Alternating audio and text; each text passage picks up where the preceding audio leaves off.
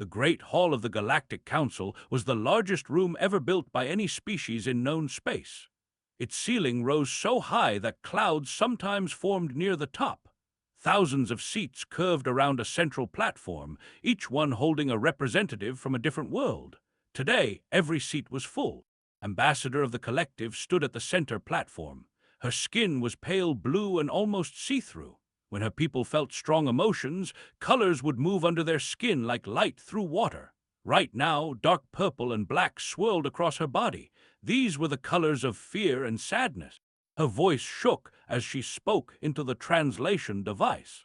The machine turned her words into sounds that every species could understand. 3 of our colony worlds are under attack, she said.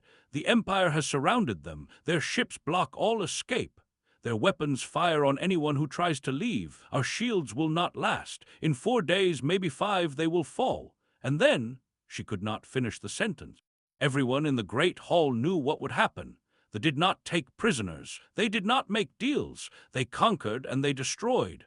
42 species had already fallen to their empire. The would-be number 43. Looked around the hall. She saw hundreds of faces from hundreds of worlds. Some had scales, some had fur. Some had no faces at all, just sensors and lights, but they all had one thing in common right now. They were looking away from her. "Please," she said, "we are asking for help, any help, ships, weapons, soldiers, anything." The hall stayed silent. A delegate from the Merchant Coalition stood up. His species looked like tall insects with golden shells. "The Coalition offers its sympathy," he said, "but we cannot risk war with our trade routes would be destroyed."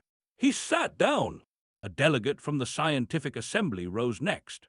Her species was small and furry, with large eyes made for seeing in darkness. "The Assembly regrets that our research vessels are not equipped for combat. We will, however, document the situation for historical records." She sat down. One by one, species made their excuses. They were too strong. The distance was too far. The risk was too great. Everyone had a reason why they could not help. Everyone had somewhere else to look. Felt the last of her hope dying. She had traveled so far. She had begged so hard, and for nothing. Then a voice spoke from the back of the hall. "Earth will answer." The words were simple. The voice was calm. But somehow they cut through the silence like a blade. Everyone turned to look. In the far corner of the hall, in a section reserved for new species that had only recently discovered space travel, a young woman stood up. She wore a simple gray uniform with a small blue and green planet sewn on the shoulder. Her skin was brown, her hair was black, and her eyes showed no fear at all. Her name was Park. She was 29 years old. She held the rank of lieutenant in the Terran Diplomatic Corps, and she had just promised her entire species to a war. The hall erupted in confused whispers. The translation devices worked overtime, turning surprise into 1,000 different languages. The president of the council, an ancient being who looked like a tree that had learned to walk, raised a branch for silence. "The representative from Earth," he checked his records. "Your species has only been traveling between stars for 200 years. Your fleet is small. Your technology is new. What can you possibly offer against the—" Stepped forward. She walked down the long stairs toward the central platform, passing hundreds of delegates who stared at her like she had lost her mind. "You're right," she said. "We are new, we are small. Our ships are not as fast or as elegant as yours. Our weapons are simple." She reached the platform and stood next to. The ambassador looked at her with confusion and something that might have been hope. Continued. "But there is something you do not know about my people, something your records probably do not tell you." She looked around the hall, meeting the eyes of every species that had refused to help. "Our world is classified in your records as a Class 12. Do you know what that means? It means our planet is considered almost impossible to live on. Our gravity is heavy, our weather is violent, our water covers most of our surface and is filled with creatures that can eat us. Our land has animals with claws and teeth and venom. Even our smallest insects can kill us. Even our plants can be poisoned." The hall was completely silent now. "We did not evolve in a gentle place," said. "We evolved in a world that tried to kill us every single day, and we survived, not because we were the strongest, not because we were the fastest. We survived because we refused to give up. We survived because we learned to fight. We survived because when things got hard, we got harder." She turned to look at. The skin was now showing streaks of yellow and white. Hope, surprise. And there is one more thing about humans, said. We remember what it feels like to face death alone. Long ago, our own world almost killed us. Diseases, ice ages, wars with ourselves. We almost ended many times, but we always found a way. And we made a promise to ourselves. We said that if we ever reached the stars, we would never let another species face extinction alone. She turned back to the council. You are afraid of I understand. They are powerful. They are cruel. They have conquered many worlds. Her voice dropped lower. But you have never seen what it can do when someone asks for help. Without waiting for permission, activated her communication device.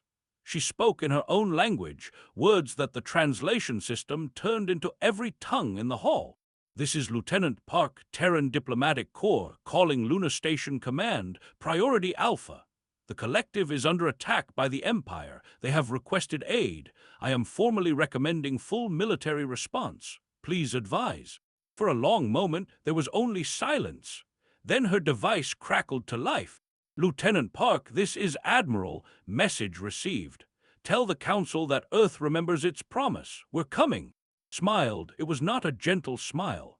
The fleet will arrive in 3 days. I suggest the start running. The hall exploded into chaos. Some delegates were shouting that this was impossible. Others were demanding to know more about these humans. A few were already calling there, sending news of what they had just witnessed. But just stood there, staring at the small human woman who had just saved her people. Why, she whispered. You don't know us. You have nothing to gain. Why would you risk your people for strangers? Looked at her with eyes that had seen thousands of years of human history. Wars and plagues, suffering and survival, and through it all, the stubborn refusal to let hope die. Because you asked, she said simply, and we always answer. Across the galaxy, on a station orbiting Earth's moon, Admiral finished reading the message from Lieutenant Park. He was 62 years old. He had gray hair and a face full of scars from a life spent fighting. He had never started a war, but he had ended several. He pressed a button on his console.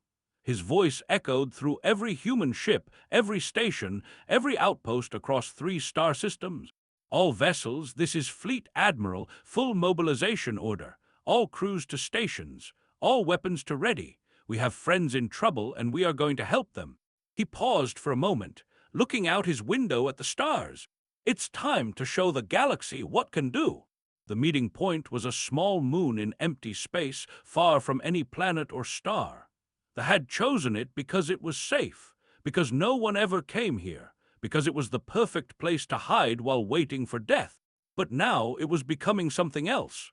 A gathering place, a war camp, a statement. The first human ship arrived exactly when had promised. It dropped out of faster-than-light travel with a flash of light that lit up the darkness. The ship was called the Indomitable, and it was unlike anything they had ever seen. Council ships were smooth and curved, designed to slip through space like fish through water. The Indomitable looked like it had been built by people who expected to be shot at. Its hull was thick and angular, covered in armor plates that overlapped like scales on a reptile. Weapons stuck out from every surface. Missile launchers, energy cannons, things that the sensors could not even identify. Captain Han stood on the bridge of her ship and watched the station through the main screen. She was 38 years old, with short black hair and eyes that never seemed to blink. She had been a soldier since she was 18. She had fought pirates, rebels, and things that did not have names in any human language. She had never lost a battle. "Open a channel to the station," she said. Her communications officer, a young man named, pressed a few buttons. "Channel open, Captain." "Station, this is Captain Han of the Terran battlecruiser Indomitable. We are the first of the relief force. More ships are coming. Please prepare your people for joint operations." There was a pause, then a voice came back, shaking with emotion. "Captain Han, we did not really believe you would come. We thought we were alone." His face softened for just a moment. "You're not alone anymore, not ever again. Indomitable out." She turned to her first officer. "What's our fleet status?" He checked his screen. 46 more ships are on their way, the full battle group. They'll arrive within 6 hours. "Good, and the..." Still holding position around the colonies. 300 ships. They haven't moved yet. "They're not expecting us," said. "They think no one is coming to help. They're wrong." Below decks, the ship was coming alive with activity. Soldiers checked weapons. Engineers ran final tests on systems. Medical staff prepared for what everyone knew was coming. Chief Medical Officer Lee walked through his medical bay, making sure everything was in place. He was 45, with gentle hands and tired eyes. He had seen too many wounds, saved too many lives, lost too many patients. But he kept going because that was what doctors did. An observer followed him, one of several that had been assigned to learn about human military operations. Her name was, and her skin constantly shifted between the gray of confusion and the purple of worry. "Dr. Lee," she said, "I do not understand your medical equipment. It seems designed for extreme damage." Nodded. "It is." "But why? Most species design medical bays to handle common injuries. Small cuts, minor burns, perhaps a broken limb." Pulled up a display showing human anatomy. "On Earth, our common injuries are different. We evolved alongside predators that could tear us apart. We developed sports where we hit each other for fun. We explore caves that collapse, climb mountains that freeze, swim in oceans that crush. Our medical technology evolved to handle trauma that would kill most species instantly." Skin went completely gray. "You do these things by choice?" "Every day," said with a small smile. "We call it living." In another part of the ship, Marine Commander was drilling her soldiers. They moved through a training course that involved running, jumping, climbing, and fighting, all while wearing heavy armor and carrying weapons. The observer assigned to her, a young male named, watched with his mouth hanging open. "Commander," he finally managed to say, "your soldiers. They are hitting each other." "Yes," said. She was watching two Marines practice hand-to-hand combat. Punches flew, bodies hit the floor. Neither fighter stopped. "But they will be injured." "That's the point," crossed her arms. "We train hard so we fight easy. A soldier who has never felt pain will freeze when they get hurt in real combat. Our soldiers know what it feels like to be hit, to bleed, to keep fighting anyway." As she spoke, one Marine took a hard punch to the face. Blood sprayed from his nose. He wiped it away with the back of his hand, grinned, and attacked again. Skin went the darkest shade of purple had ever seen. I think I need to sit down." "Take your time," said. "We've got 6 hours until the rest of the fleet arrives. Then things get really interesting." Down in engineering, Chief Minyu Bay was making modifications that no sane engineer would ever attempt. He had pulled open the reactor housing and was adjusting the containment field by hand. "Excuse me," said the engineer who had been assigned to observe him. Her name was, and she was trying very hard not to scream. "Is that not extremely dangerous?" Minyu looked up from his work. He had grease on his face and a tool in his mouth. "Probably. The radiation alone should be." "Killing me? Yeah, normally, but I've got about 4 minutes of safe exposure and I only need 3. He went back to work. "On Earth, we have a saying, good enough for government work. It means sometimes you don't need something to be perfect. You just need it to work." Watched as he closed the housing and stepped back. The reactor hummed louder than before.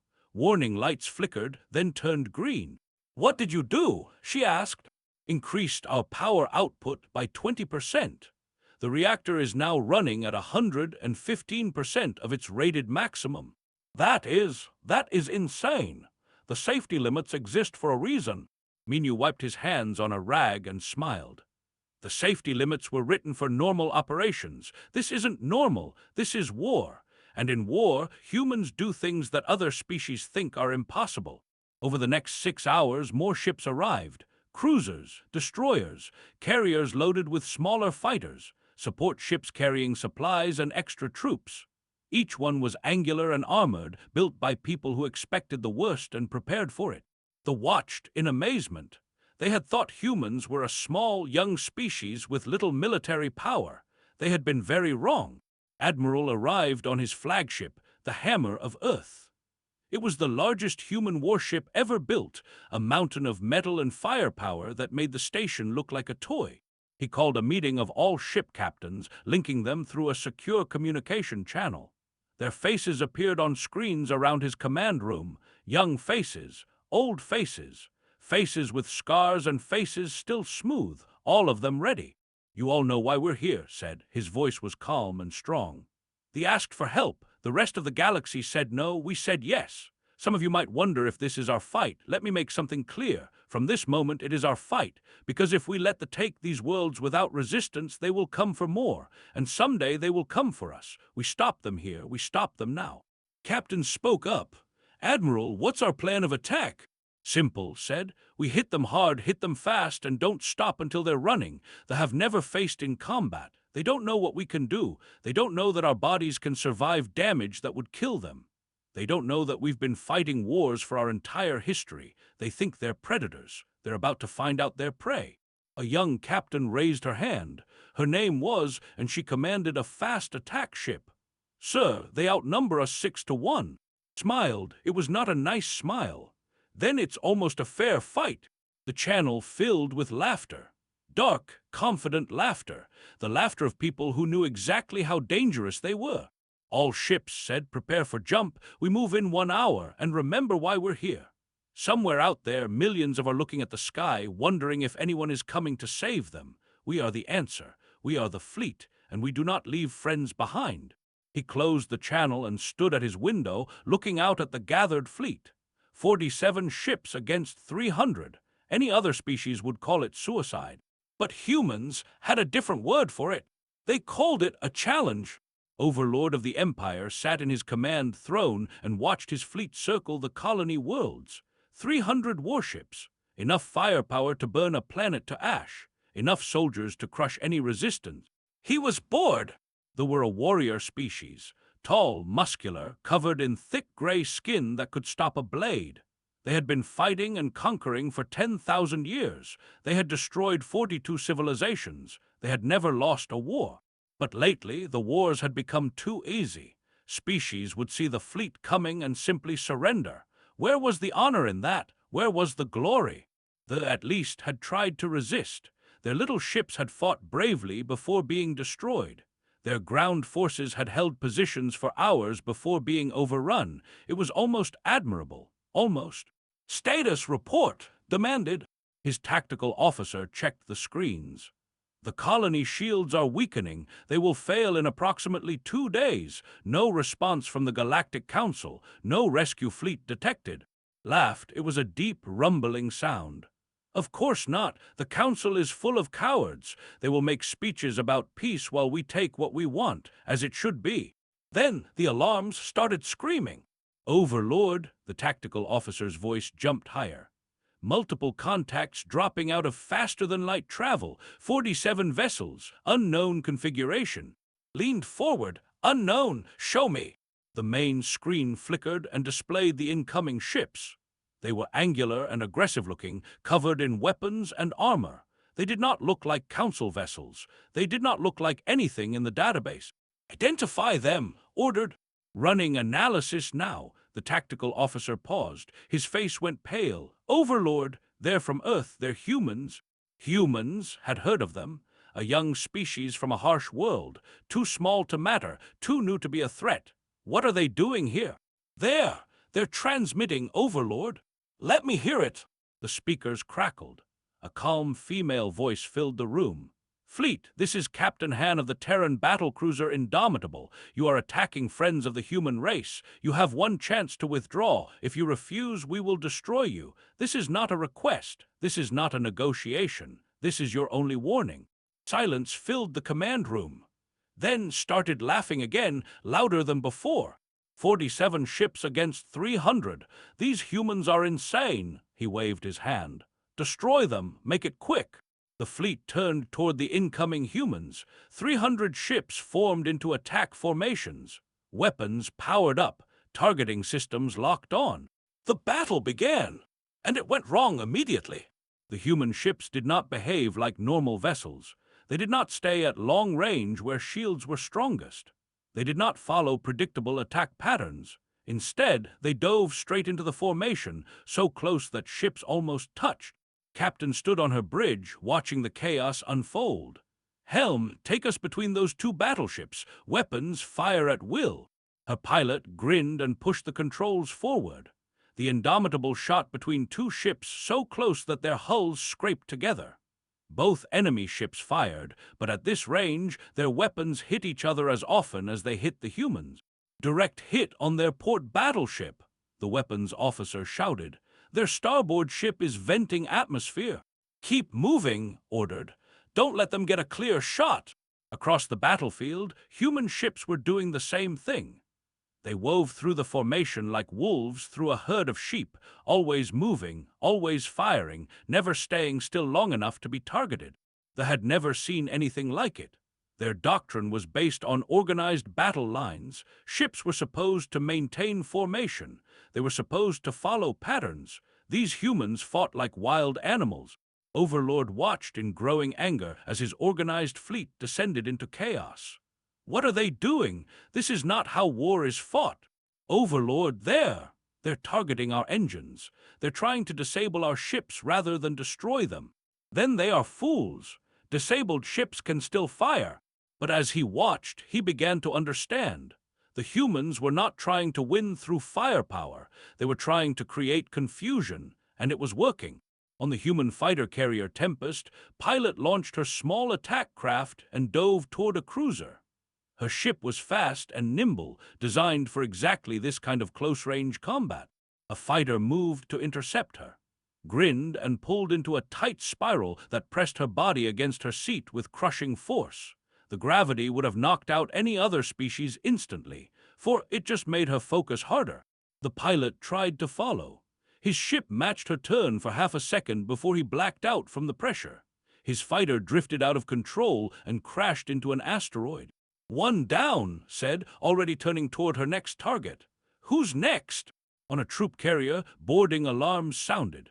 Somehow, a human shuttle had attached to their hull without being detected. Now enemy soldiers were cutting through the airlock. The warriors gathered to meet them. 30 soldiers, each one bred for combat, armed with weapons designed to kill quickly and efficiently. They waited for the airlock to open, ready to slaughter whatever soft, weak humans came through. The door exploded inward. Through the smoke came Sergeant Ryu and his squad. They attacked. They were faster than they looked, their movements quick and brutal. A blade swung towards Head. He blocked it with his armored forearm and shot the attacker 3 times in the chest. The fell. The fight lasted 4 minutes. When it was over, every in the room was dead or dying. 3 humans had been wounded. None were dead. Looked at his arm where the blade had hit. The armor was dented but not broken. "Everyone okay?" "Got a cut on my leg," one of his soldiers reported. "Nothing serious." "Good. Plant the charges and let's move. We've got 2 more ships to visit." They left the room and continued deeper into the ship, leaving chaos behind them. Overlord was beginning to feel something he had not felt in decades: fear. His fleet was in disarray. Ships were colliding with each other, trying to get clear shots at enemies that moved too fast to track. Boarding parties were appearing inside his vessels, fighting with a savagery that his warriors could not match, and the humans just kept coming. A report came in from one of his cruisers. A human soldier had been shot 3 times during a boarding action. Instead of dying, she had continued fighting for another 20 minutes before finally collapsing from blood loss. Even then, she had killed 11 warriors. "Overlord," his tactical officer said, his voice shaking, "we have lost 42 ships. The humans have lost 7. That's impossible. We outnumber them 6 to 1. They are not fighting normally. Their tactics are unpredictable. Their soldiers do not retreat, even when wounded. Their pilots perform maneuvers that should be physically impossible. Our warriors are calling them demons." Stared at the screen. He watched a human ship, its hull torn open and on fire, continue firing at vessels until it finally exploded. Even in death, the humans took enemies with them. He thought about the stories he had heard about. Planets so dangerous that most species could not survive for a single day. Places where everything was a threat, where evolution created only killers. For the first time in his life, he understood what it meant to face something from such a world.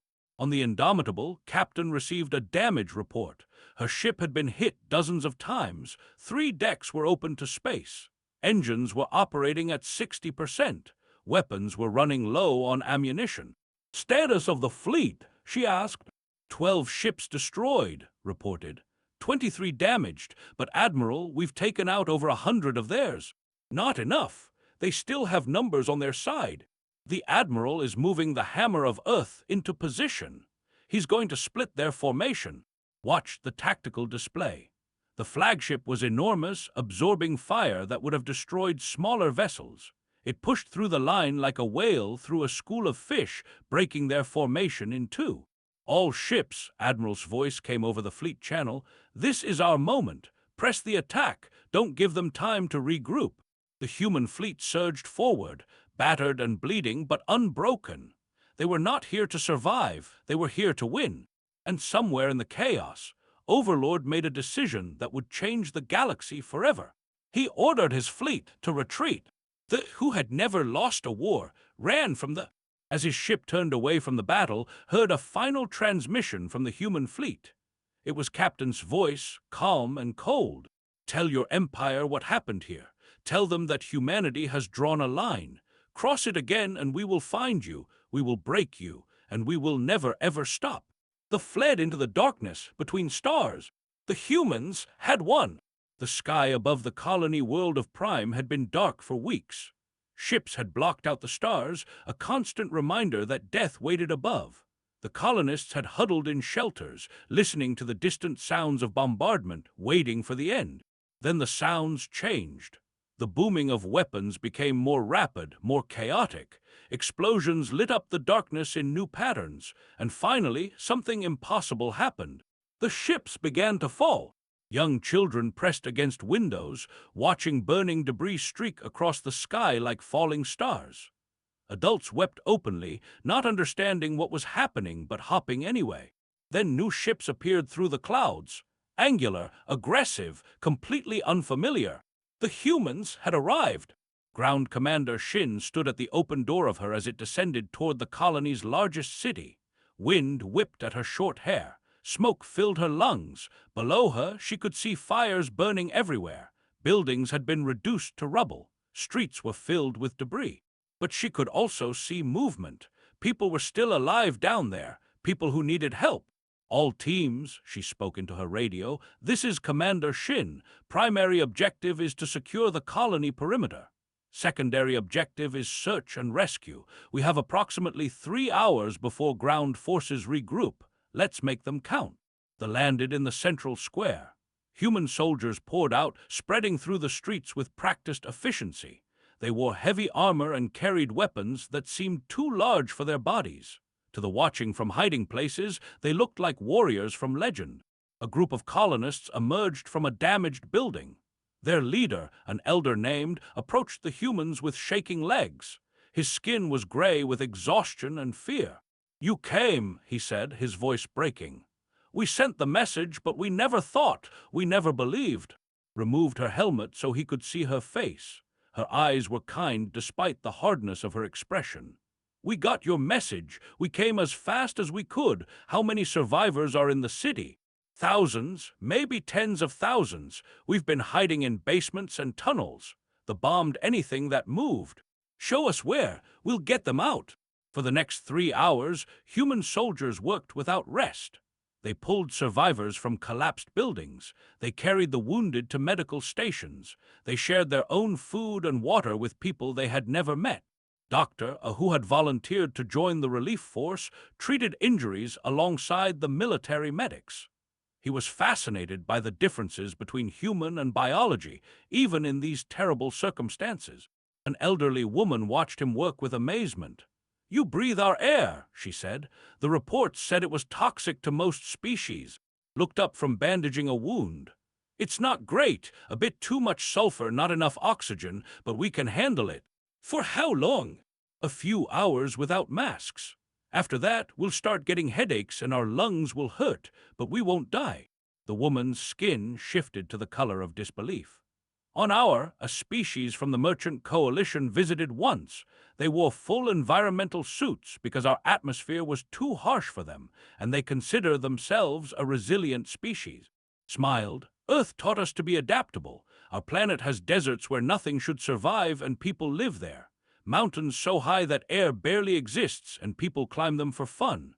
oceans so deep that pressure would crush metal, and people explore them in thin-walled submarines.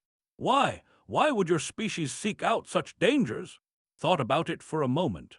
Because they're there, he said finally.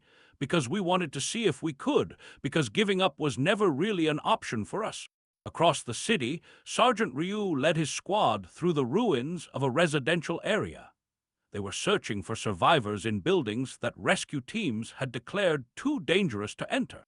"Contact!" one of his soldiers shouted. "Patrol, north side!" Dropped behind a broken wall. Through the dust, he could see a group of warriors moving toward them. They had not yet spotted the humans, but they would soon. "How many?" he asked.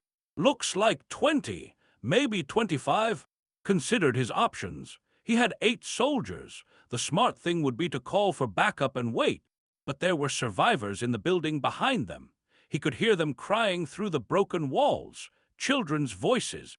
"We don't have time to wait," he said. "Spread out, crossfire pattern, we hit them fast and hard."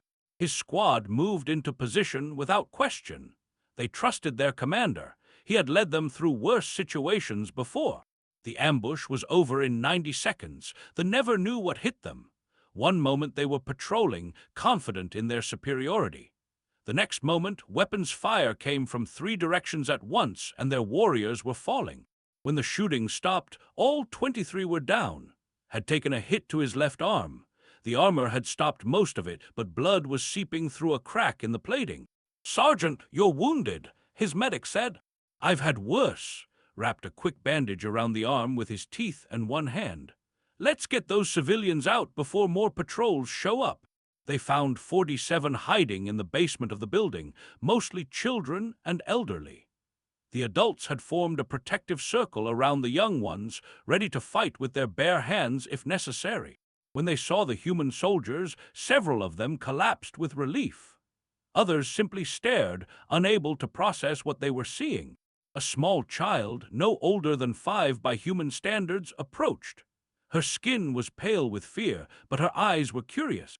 "Are you the?" she asked. Knelt down to her level. "That's what some people call us, yes.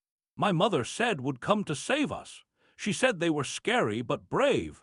Thought about his home, about the forests and mountains and cities of Earth, about all the things that had tried to kill humanity over millions of years. "We're not scary," he said gently. "We're just persistent."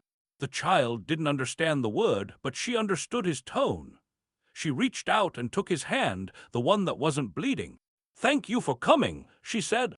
Felt something catch in his throat. He had fought in battles across 3 star systems. He had seen terrible things.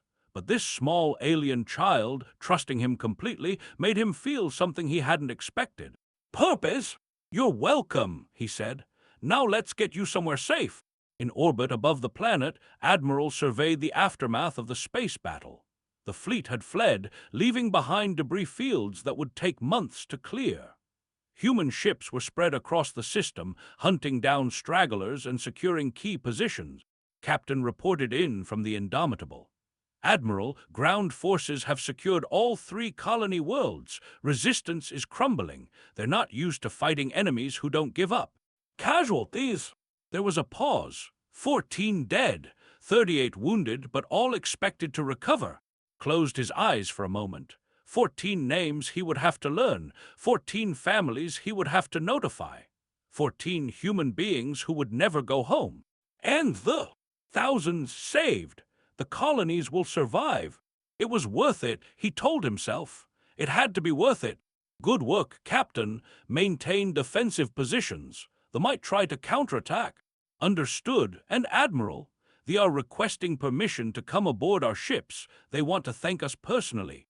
Thought about it. Proper military protocol said no. Security concerns. Chain of command. A dozen good reasons to refuse. But they hadn't come all this way to follow protocol. "Permission granted," he said. "Let them see who we are." Over the next few hours, visitors toured the human ships. They saw the cramped quarters where soldiers slept, the simple food that humans ate, the wounds that crew members were already recovering from, injuries that would have hospitalized for weeks. They asked questions, endless questions, and the humans answered them patiently. Yes, Earth really had that much gravity. Yes, humans really did eat meat from animals. Yes, they really could survive being shot and keep fighting. One scientist, after examining human medical records, simply shook his head in disbelief. Your species should not exist, he said. Everything about your evolution is designed for a world that should have killed you. And yet here you are, crossing the galaxy to save strangers. Captain, standing nearby, heard his comment. That's the thing about humanity, she said. We don't care what should happen, we only care about what we make happen. On the planet below, Commander gathered her troops for a final sweep of the last city. The sun was rising for the first time in weeks without ships blocking its light. Were emerging from their hiding places, blinking in the sudden brightness. Children pointed at the sky and laughed. Adults embraced each other and cried. A little girl ran up too and handed her a flower. It was small and purple, slightly crushed from being held too tightly. "For you," the girl said, "for saving us." Looked at the flower. Such a small thing, such a simple gift. But in that moment, it meant more than any medal or honor she had ever received. "Thank you," she said. "I'll keep it forever." And she meant it. 1 month after the Battle of Prime, the Galactic Council met again. The Great Hall was fuller than it had ever been. Every species with faster-than-light travel had sent representatives. Some had sent entire delegations. News of what the humans had done had spread to every corner of known space, and everyone wanted to see them with their own eyes. Ambassador Park walked to the central platform with Admiral at her side. They were followed by Captain, Commander, Sergeant, and dozens of other officers and soldiers who had fought in the battle. The hall fell silent as they took their positions. Ambassador of the Collective rose from her seat. Her skin glowed with colors that the translation devices identified as profound gratitude and deep respect. "Before we begin formal proceedings," she said, "I must speak." She walked down to the platform and stood before. Then, slowly, she knelt. "Lieutenant Park," she said, using old rank deliberately, "1 month ago you made a promise in this hall. You said Earth would answer our call for help. I did not believe you. I thought your words were nothing but kindness from a species too young to understand the danger." She paused, her voice breaking. "I was wrong. You came, you fought, you bled. Your people died for mine. There are no words in my language strong enough to express what this means to us." Stepped forward and gently raised to her feet. "I told you before, we don't need you to kneel, we need you to stand beside us." The hall erupted in cheers. Species that had never agreed on anything clapped and stomped and made whatever sounds their bodies could produce. For a moment, the divisions of the galaxy seemed to disappear. The council president called for order, the ancient tree-like being waited until the noise died down before speaking. "We are here today to discuss the formal relationship between the Terran Alliance and the Galactic Council. Ambassador Park, does your government have a statement?" Nodded. She had practiced this speech 100 times, but standing here, looking at the faces of 1,000 different species, she threw away everything she had prepared. "A month ago," she said, "I stood in this hall and told you about humanity. I told you about our world, about how hard we fought just to survive, about how we never give up no matter how bad things get." She paused. "But I left something out, something important." She turned slowly, making eye contact with delegates across the hall. "Yes, we come from a dangerous world. Yes, we evolved to be tough and stubborn and maybe a little crazy. But that's not what defines us. What defines us is what we do with that strength. For thousands of years, we used it to fight each other. We made war. We destroyed. We hurt ourselves in ways you can't imagine." Her voice grew softer, but somehow more powerful.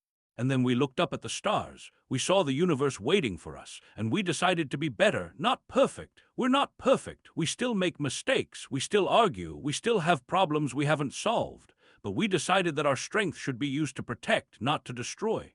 To build, not to tear down, to help those who cannot help themselves." She turned to look at the delegation. When Ambassador asked for help, she wasn't just asking for ships and soldiers. She was asking if the galaxy still had hope, if anyone still cared about what was right. Eyes were bright with emotion. "We heard her, and we will always hear those who call for help. That is the promise of humanity. That is who we are." The hall was completely silent. Then the applause began again, louder than before. Even delegates from species that had refused to help were clapping. Even those who had doubted humans were showing respect. Admiral stepped forward when the noise died down. "I'll keep this short," he said. His voice was rougher than shaped by years of command. "My people don't want to conquer anyone. We don't want to tell you how to live or what to believe. We just want to be good neighbors." He smiled slightly. "But I'll say this clearly so there's no confusion. If anyone threatens our friends, we will respond. If anyone attacks the innocent, we will be there. They learned this lesson. I hope others won't have to." He looked directly at the section of the hall where several aggressive species sat, including distant relatives of the "We come in peace, but we are prepared for war. Remember that." After the formal session ended, smaller meetings took place throughout the council complex. Trade agreements were discussed. Cultural exchanges were proposed. Military alliances were suggested. Captain found herself surrounded by representatives from dozens of species, all wanting to know more about human tactics and technology. She answered their questions politely but carefully. One delegate, from a species known for their advanced science, asked the question that everyone was thinking. "Captain Han, your species is new to space travel. Your technology is in some ways less advanced than ours. Yet you defeated the who have never lost a war. How?" "Thought about it for a long moment." "They are warriors," she said finally. "They're very good at war, but they fight because they want to win. They want glory and territory and power." She paused. "We fight because we have to, because someone needed us, because giving up was never an option. When you fight for something bigger than yourself, you find strength you didn't know you had." The delegate considered this. "You believe motivation matters more than numbers or weapons." "I believe," said, "that a person who fights for their friends will always beat a person who fights for themselves. Every time." In another part of the complex, Sergeant was being treated like a hero by young soldiers who wanted to learn human combat techniques. He felt uncomfortable with the attention, but tried to be helpful. "The key is training," he explained. "We train harder than anyone. We push ourselves beyond what should be possible. And when the real fight comes, it feels easy because we've already done worse to ourselves." A young warrior looked confused. "You hurt yourselves on purpose." "We challenge ourselves. There's a difference," smiled. "On Earth, we have a saying, what doesn't kill you makes you stronger. It means that surviving hardship builds character." "What if it does kill you?" "Then you pushed too far. That's why we have medics." The warriors laughed, uncertain if he was joking. Let them wonder. Doctor was deep in conversation with scientists, exchanging information about biology and medicine. The differences between their species were fascinating, but so were the similarities. "Your immune systems are remarkably adaptable," a researcher noted. "You seem capable of surviving infections that would be fatal to almost any other species." "We had to be," explained. "On Earth, disease was one of our biggest killers for most of our history. Our bodies learned to fight back. The ones who couldn't died, the ones who could pass their strength to their children. Evolution through extinction pressure." "Exactly. Our entire species is the result of millions of years of survival of the fittest. Every human alive is descended from ancestors who refused to die." The researcher's skin shifted to a thoughtful blue. "No wonder you're so stubborn." Laughed. "You have no idea." As the day ended, Ambassador returned to the human transport that would take her back to the fleet. She stood at the viewport, watching the Galactic Council complex grow smaller in the distance. Admiral joined her. "You did well today," he said. "I said what I believed. Whether it helps or hurts, I don't know." "It helps," looked out at the stars. "Before today, most species saw us as curiosities, odd creatures from a dangerous world. Now they see us as something more. Heroes, allies, protectors, people who keep their promises." He turned to her. "That's worth more than any trade agreement or military pact." Nodded slowly. "What happens now?" "Now we go home, we heal, we remember those we lost." His voice grew quieter. "And we prepare, because the galaxy knows about us now, and not everyone will be happy that we're here." "You think the will come back?"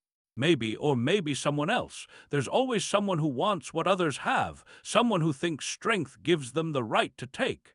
He squared his shoulders. "When they come, we'll be ready." The transport docked with the hammer of Earth. As they walked through the corridors, crew members saluted and nodded respectfully. Word of the ambassador's speech had already spread through the fleet. On the bridge, looked at the main screen.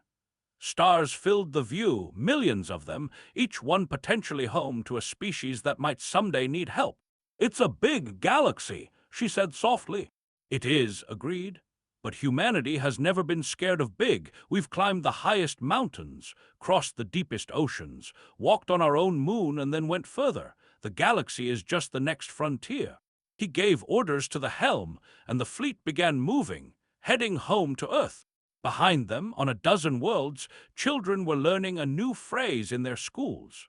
A phrase in a strange language from a distant world. "Humanity always answers." And across the galaxy, in boardrooms and command centers and government halls, leaders of other species were discussing what they had witnessed. Some were afraid. Some were inspired. Some were already planning how to build bridges with these strange, stubborn, wonderfully impossible creatures. The Empire had retreated to its borders, licking its wounds and wondering how to handle enemies who didn't know when to give up.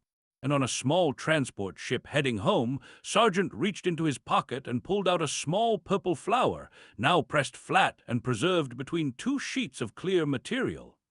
A gift from a child he had saved. He didn't know her name, he might never see her again, but he would carry this flower for the rest of his life, a reminder of why he fought.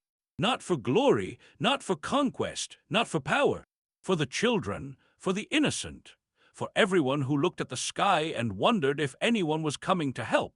Humanity had answered the call, and they would answer again. Always.